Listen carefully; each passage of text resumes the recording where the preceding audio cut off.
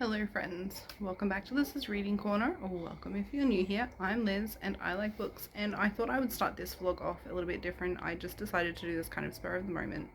I was intending on doing a weekend reading vlog and I had to have another blood test, and for those of you who... My son is in the toilet practicing his heavy metal vocals, so that is what you can hear in the background. It's not some demon living in our house. So I'm starting this on Monday, and because I don't really have anything to do at the start of this week, I figured I would just do a casual weekend vlog from Monday through to Wednesday. I'm just going to read some newish releases. It is also really hot. Like, the sheen on me is sweat. It is disgustingly hot and humid right now. We're meant to get a couple of storms later in the week, so fingers crossed we actually do get those storms because I need them. Anyway, so I am reading, like I said, I'm going to try and read 3 books. We'll see how we go. They're all new releases, so they've all been released this year, so they're all new releases from 2024. I have The Other Valley. This is my most anticipated read this year. I'm so excited to read this, oh my lord. So I'm reading this one first. This one follows a town called, I think it's like Wist or Wist, and in this town, the town that the story is set in, is present day. However, the town to the east, I think it is 20 years in the past, and the town to the west is 20 years in the future, and it just continues like that. There's just town after town after town. I am also going to be, I'm just going to put them here, I'm going to be reading In Any Lifetime. I'm pretty sure I got it as a Kindle First Reads. So In Any Lifetime by, who's it by? Mark Guggenheim.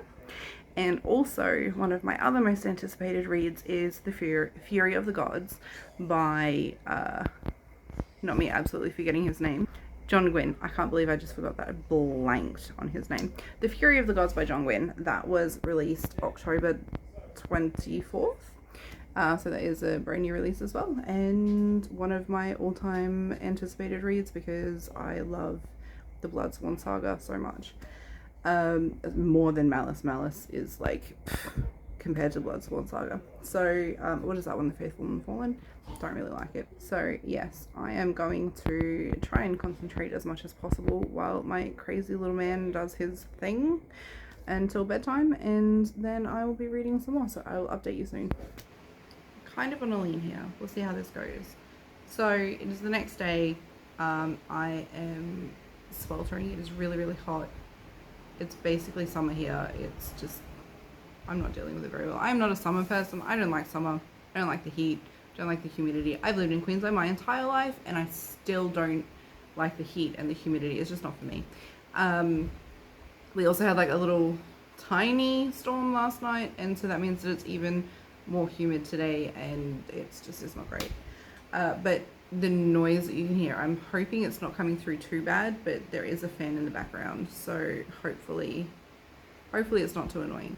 I've gotten a bunch of planning done, so I've been trying to plan ahead for 2025. I can't believe it is the end of 2024 already. I don't know where this year went, but it feels like it has genuinely just disappeared.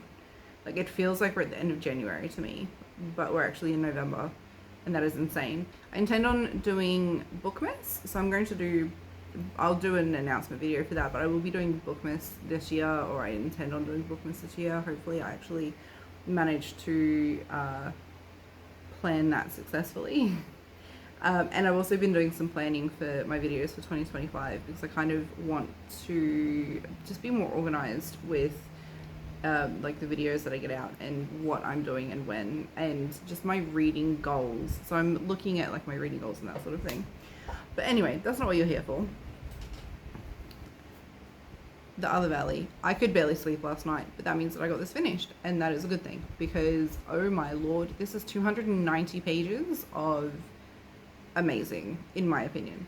The start was a little bit I was really worried because this was this book has been on my mind ever since I read the synopsis for it, and I've been dying to read it. It got to the stage where I was actually considering buying it. I kind of wish I had bought it now. I will absolutely, I think, be buying this because I want to read this again. It was so good. The basic premise of it is that we are reading about this town called Wist. That's how I've been pronouncing it in my head. I have no idea if that's the correct pronunciation. That's how I've been pronouncing it in my head. The town that the story is set in is the current time, and then there is a town to the east and then a town to the west, and they're the same town, except it's 20 years in the past on the east and 20 years in the future on the west. No. Sorry, 20 years in the future on the east and 20 years past on the west. Yep, so 20 years, it says it right here. I should have just read this. 20 years in the future on the east side and 20 years in the past on the west side. The main character's name is Odile. She is kind of a loner. Her father passed away when she was quite young. She's raised by her mother. Her mother wanted to be on the town council but didn't make it through. There's like 4 rounds that you have to get through to make it, or 3 rounds you have to get through, sorry, to make it onto the town council. The council controls basically everything, just like in real life, with the twist being the council can also approve or deny requests to go to either town on either side of West. You have to have a very good reason for it, and if they feel like you're a risk, then they just won't let you go. It's more dangerous to go to the past side because obviously if you do something in the past, then that is going to change the town completely. So is a name for that. There's a term for when the future town is like swept away, basically. So I did read some of the reviews on Goodreads. I gave this 5 stars. I loved this. I highly recommend this if you're into like sci-fi or like alternative sort of fiction. I think this is amazing. But when I read through the reviews on Goodreads, I was very surprised to see that there were people that were actually giving it like 1-star reviews and just refusing to read it. So they actually gave reviews but didn't read the book at all. And they're actually putting up as a trigger warning. So the biggest issue that people seem to have with this book is that there is no quotation marks. So when people are saying things, it's just written without any quotation marks. So you don't actually know, or speech marks, as I guess they call them as well. So they apparently are getting confused because they apparently couldn't tell when people were talking. I think that's a bit odd because it's very obvious. Let me see if I can find an example. Yeah, I'm just going to read this because it's not spoilery. So remembering there is no speech marks. Well, it's super competitive, said Jo. In the long run, you'll definitely be happier with your second choice, the veterinarians, she added for our benefit. That's how the speech is written in the book. It just seems, and even if it doesn't say like this person said it or they said or whatever, yeah, so it's implied with like the writing around it as to who is talking or like what is going on. It's very obvious in my opinion. But yeah, so I love this. I highly recommend this. The Other Valley by Scott Alexander Howard. Read it. It is good. I gave it 5 stars. And with this being read, that means I can get on to The Fury of the Gods by John Gwynne. I have it on Kindle, so I have it on my tablet and I'm reading it. I am 8% of the way through. I'm going to be having a little lunch date with my husband very shortly. And then I'm going to get back into reading this because, like I said before, I really enjoyed the series so far, and this is the final book in the series. So it's kind of a little bit slow so far. Like I said, I'm only 8% of the way through, but we'll see how that goes. I do like that John Gwynne kind of, at the start of the book, he puts what happened before, so you can kind of read through like each of the main characters and everything that's happened to them before. So that is pretty cool, and just in case you've forgotten, which is like a refresher, so you don't actually have to go back through and read the other books. So yes, I'm going to have lunch and get back to reading this, and I'll be back with you with my thoughts very soon. So it is Friday, and I was meant to finish this on Wednesday, and so life happened, I guess. I didn't really get a whole lot of reading done. I've started a few different books and just not really gelled with any of them, basically. But I did finish The Fury of the Gods, and I did not end up finishing, I don't remember the name of the book. I did not end up even starting In Any Lifetime, so that's going to be a future me read, basically. The Fury of the Gods, I was so excited to read The Fury of the Gods, and it was a massive disappointment. I really hesitate. Put this down, I was going to drop it. I really hesitate to heavily criticize this book because I feel really horrible. So after the second book, John Gwynne, the author of The Fury of the Gods, his daughter died, and it really, really heavily affected him. And you can tell in this book just how much it affected him. It feels like his heart just went out of telling the story, and so he just took the elements that people seemed to really like in the first two books and just filled the third book. There's a lot of people saying that it should have been longer than what it was, but quite honestly, I don't think so. I think it should have been just a 300 to 400 page instead of almost 600 pages, a 300 to 400 page book that just wrapped everything up. The Fury of the Gods really was just like fight after fight after fight after fight, and the chapters were really, really short. There was no real build up or anything in it, and everyone eventually got their vengeance. For a series that's meant to be about gods coming back to life and being resurrected and that sort of thing, there is basically very little to do with the gods, which is what I was expecting from this. There's like this build up in the first two books where like the gods are brought back to life, and there's like these real cliffhangers at the end of the first two books, and then you come into the third book and there's basically nothing. Like, this should have been the book told from the gods side of things, basically. It should have been the gods story. It shouldn't have been all of the other people within the country. It should have been the gods, and it was a real letdown, I think, because of that. It just really missed the mark, and it really made me sad because I was so excited for this.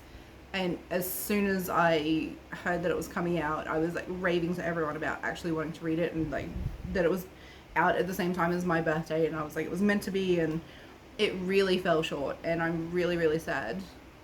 I think it probably would have been better if he had waited a little bit longer to, I think, grieve his daughter a little bit more, and maybe come back, even though it would have been a really long time between the second and third book, just come back a little bit later, like a year or so later, and it might have been better. But it was really honestly disappointing. And my god, Gudvar is one of the worst characters I've ever read. He is this I hate using the term, but he gives me the ick. Like, he is just disgusting. He is really, I don't know how to explain it. He's a coward, basically. He does everything he can to ingratiate himself with people and just do what they want and basically save his skin at every turn. But then you have these really poisonous thoughts that he is thinking, and the dichotomy, I think, between him, like his thoughts and how he actually is with people is too stark. Like, it just, I think it would have worked if he'd been an actual bad guy instead of just a bad guy in his thoughts. It's just too much. And I think he would have been actually a phenomenal bad guy if he'd been written, instead of just his thoughts being written, if he'd actually said these things, he actually probably would have been one of my favorite villains. But I can't handle the sleaziness of how he is with people, and like the juxtaposition basically of how he is in his brain. It just, I don't like him at all. Can't stand him. And it, like I said, it really disappointed me that everyone got their revenge, basically. Everyone got vengeance. There was all these happy endings. Everything was wrapped up in like this, it felt like it was wrapped up in this neat little bow. And there was just, and in each battle too, none of the battles were high stakes, which I found really disappointing. So yeah, overall it was just really disappointing. I think it probably would have been better if John Gwynne had just waited a little bit longer to write this book and actually given himself a chance to grieve. There are a lot of people complaining that there was a really longer wait between the second and third book compared to the first and second book. There's a reason for that, obviously. I assume that those people don't realize that he actually had to deal with a very, very personal tragedy. But I think there should have just been a much longer break. I think he should have just given himself a break. He should have, yeah. So yeah, The Fury of the Gods was disappointing. I gave it 3 stars. I think if it had been any other author, I probably would have only given it 2 stars, but I just, like I said, I feel bad, and I really, really hesitate to speak negatively about this book based on what he went through. But The Other Valley by Scott Howard Alexander, that was everything. That lived up to everything that I expected, or everything that I had hoped for in that book. And I don't have it on me because I had to take it back to the library, unfortunately, but I 100% will be buying that book. I will have that book in physical form, and I will be rereading it as often as I possibly can handle reading it, because that was just amazing. That is the end of this vlog. I have a couple of videos coming up. So I asked my husband to choose my reads for a week, and then thought it would be a really good idea to also ask my son to choose my reads for a week. So I have 2 videos coming up where other people have full control over what I am reading for a week. So we'll see how that goes. It's going to be very interesting. Have you read these books? What did you think of them? If you have any books that you think I would be interested in reading, or any challenges or anything that you think I should do, please let me know in the comments down below. If you like what I do here, please like, share, and subscribe, and I will see you all in the next one. Bye. So you can listen to this in the future. I love you.